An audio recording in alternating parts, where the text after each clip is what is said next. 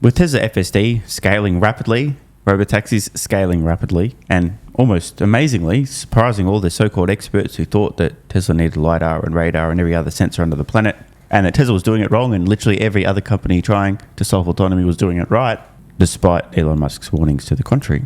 At this point, we no longer need to speculate as to whether or not Tesla's vision-only approach to autonomy will work. We're seeing it with our own vision system. Yet still today, many of the so-called experts, remembering that expert is a pejorative term, are still in complete denial about what Tesla's accomplished and where things go from here. There's been a single note published from a Wall Street analyst covering Tesla stock since they first launched their Robotaxi service just over 2 months ago in Austin, then expanded again, then launched in California and have expanded again. So many expansions, I'm losing track. Only one note from an analyst who seems to understand what Tesla's done a little bit. The rest, tumbleweeds. I'll add that all of Tesla's so-called competition when it comes to autonomy today is still pursuing a multi-sensor, burdensome, slow, and embarrassingly awkward strategy that will not scale rapidly or widely. And even if there was a magic button where they could suddenly magically scale rapidly, they'd still have a massive cost disadvantage. In other words, the penny still hasn't dropped, at least not publicly. I mean, privately, I'm sure these companies are now shitting themselves going, holy fuck, vision actually works, we're fucked. Elon was right when he said anyone using LiDAR is doomed in, 6 years ago in 2018, I think it was. I'm losing track, bro. So I'm sure privately these companies are panic-stricken, freaking out, urgently attempting to pivot to vision only. But good luck with that. If you don't have the data, the necessary data to train vision, you're not going to get the capability Tesla has. Hence why today companies that didn't have the data were using a crutch like LiDAR. So I thought it was worth revisiting this great clip of Andrej Karpathy. What a great name for somebody that worked on Tesla Autopilot and Vision and helped with their self-driving cars. A true Giga-Brain, an AI goat, speaking to Lex Friedman all the way back in October 2022. Now, there's two reasons for digging this clip up. Number one, I think many of the points that Andrej makes back then, well, turns out he was right and they still remain relevant and accurate today. And two, this was nearly 3 years ago. Yet, as I record today, there are no other companies trying to solve autonomy in any meaningful way at scale and compete with Tesla on robotaxis that have listened to a fucking thing that Andrej pointed out 3 years ago.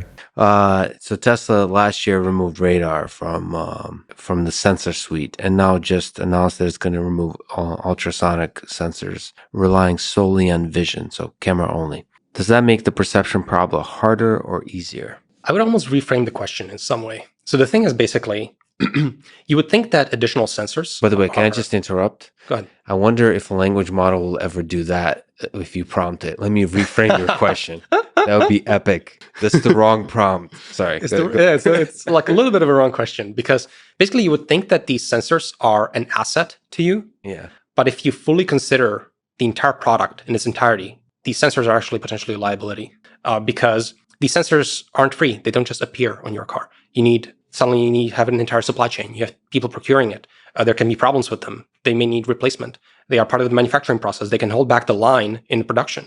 You need to source them. You need to maintain them. You have to have teams that write the firmware, all of it. And then you also have to incorporate them, fuse them into the system in some way. And so it actually like bloats a lot of it. And I think Elon is really good at simplify. Best part is no part. Mm-hmm. And he always tries to throw away things that are not essential because he understands the entropy in organizations and an approach. And I think in this case, the cost is high and you're not potentially seeing it if you're just a computer vision engineer. And I'm just trying to improve my network and, is it more useful or less useful? How useful is it? And the thing is, if once you consider the full cost of a sensor, it actually is potentially a liability, and you need to be really sure that it's giving you extremely useful information. In this case, we looked at using it or not using it, and the delta was not massive, and so it's not useful. So to clarify, obviously, if you don't need the sensor, why would you have the additional cost, expense, failure point, logistics challenge, and so on? But it's not just that. We also know Tesla themselves, in a presentation about autonomy, explicitly disclosed that including radar in their sensor stack was actually lessening the safety profile of their software because there were certain situations in which there was a disagreement between the cameras, e.g. vision, and radar, at which point, which sensor do you trust? More sensors does not equal better. I'm sure many people watching this have been in a situation where they were driving a vehicle and at some point had to say something along the lines of, "Hey, Karen, shut the fuck up, I'm trying to drive." Why would that happen? Unless perhaps your auditory sensors were being overloaded and creating a little bit of literal noise that may have interfered with your ability to drive vision only. Also, bloat in the data engine, like having more sensors 100%. is a distraction. And these sensors, they can change over time. For example, you can have one type of, say, radar. You can have other type of radar. They change over time. Now suddenly you need to worry about it. Now suddenly you have a column in your SQLite telling you, oh, what sensor type was it? And they all have different distributions. And then they contribute noise and entropy into everything. And they bloat stuff. And also organizationally, it's been really fascinating to me that it can be very distracting. If all you want to get to work is vision, all the resources are on it, and you're building out a data engine, and you're actually making forward progress because that is the sensor with the most bandwidth, the most constraints on the world, and you're investing fully into that, and you can make that extremely good. If you have only a finite amount of sort of spend of focus across different facets of the system. And by the way, just translating the gigatism there a little bit, when he talks about only having a certain amount of spend in terms of focus, he's talking about people, right? There's only so many big-brained engineers working on a problem like this. You don't want them spread thin. You want them laser-focused on where it matters most. This kind of reminds me of Rich Sutton's The Bitter Lesson. It just seems like simplifying the system. Yeah. In the long run. Now, of course, you don't know what the long run is. It seems to be always the right solution. Yeah. Yes. In that case, it was for RL, but it seems to apply generally across all systems that do computation. Yeah. So what do you think about the LiDAR as a crutch debate? The battle between point clouds and... Yeah, I think this debate is always like slightly confusing to me because it seems like the actual debate should be about like, do you have the fleet or not? That's like the really important thing about whether you can achieve a really good functioning of an AI system at this scale. So data collection systems. Yeah, do you have a fleet or not is significantly more important whether you have LiDAR or not. It's just another sensor. I think similar to the radar discussion, basically, I don't think it basically doesn't offer extra information. It's extremely costly. It has all kinds of problems. You have to worry about it. You have to calibrate it, etc. It creates bloat and entropy. You have to be really sure that you need this sensor. In this case, I basically don't think you need it. And I think, honestly... And again, 3 years later, it's proven to be accurate. You don't need it. Tesla's legally operating robotaxis in more than one state in the US now. Haters will say, well, there's somebody supervising in the passenger seat in Texas and sitting behind the wheel in California doing nothing.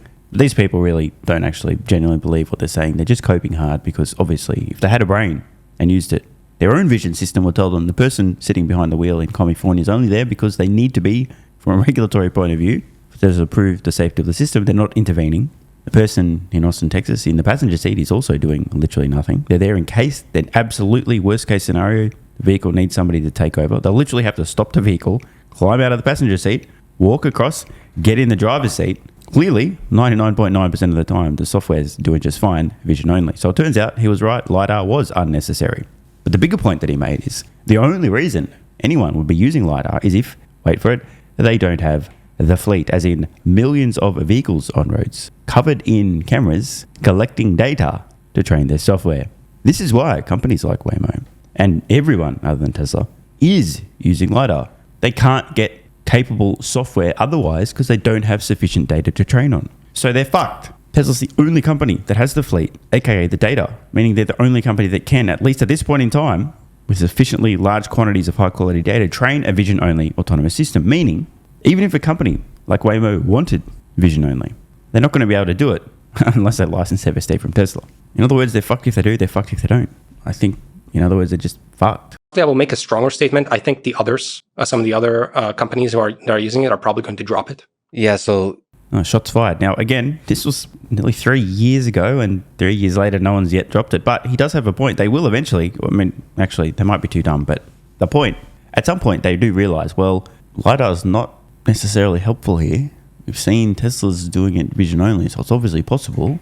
Why don't we try as well? Now, as I said earlier, I think privately these companies are panicking, shitting themselves, and trying to figure how the fuck can we drop LiDAR and solve vision only. The problem, though, is the lack of data. Stuck between a rock and a hard place. But to Andrej's point, this is actually important.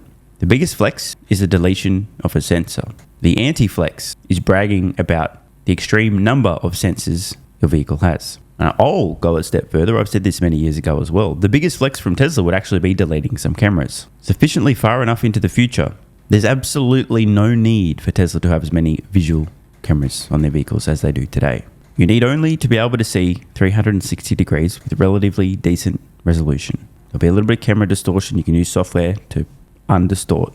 And I expect over time, Tesla will actually, in future generations of vehicles, delete cameras. You have to consider the sensor in the full, considering, can you build a big fleet that collects a lot of data?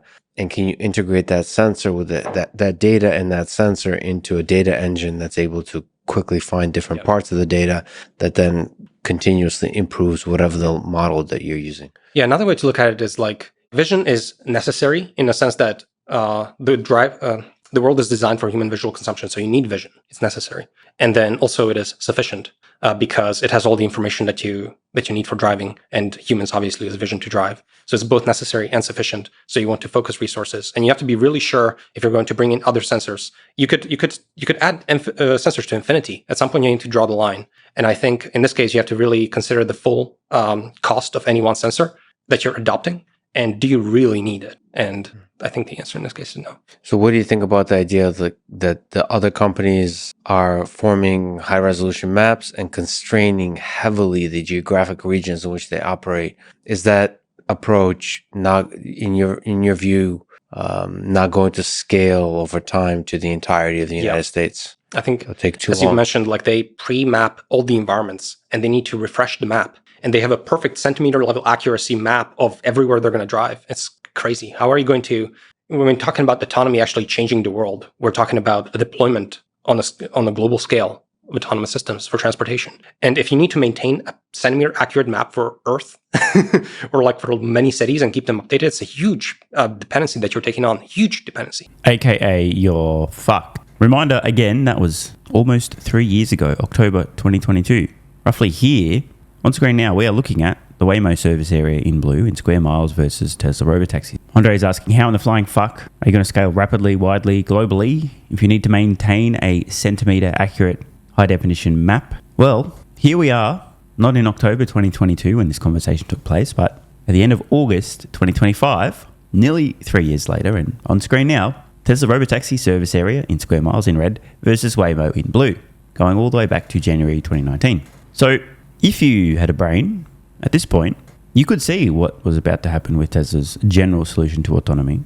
Even with infinite money, infinite resources, a company like Waymo is not going to scale rapidly. This chart perfectly illustrates what Andrej was getting at. Tesla's Robotaxi service area, from launch till just over 2 months later, has gone vertical and overtaken Waymo in just a couple of months. I mean, literally a couple of months, as in 2 months. Tesla is now servicing a larger area in terms of square miles than Waymo, which was already operating prior to this chart beginning. It took Waymo well over half a decade to get to a level of service that Tesla was able to completely engulf in 2 months flat. Imagine my shock. It's a massive, massive dependency. And now you need to ask yourself, do you really need it? And humans don't need it, right? So it's very useful to have a low-level map of like, okay, the connectivity of your road. You know that there's a fork coming up.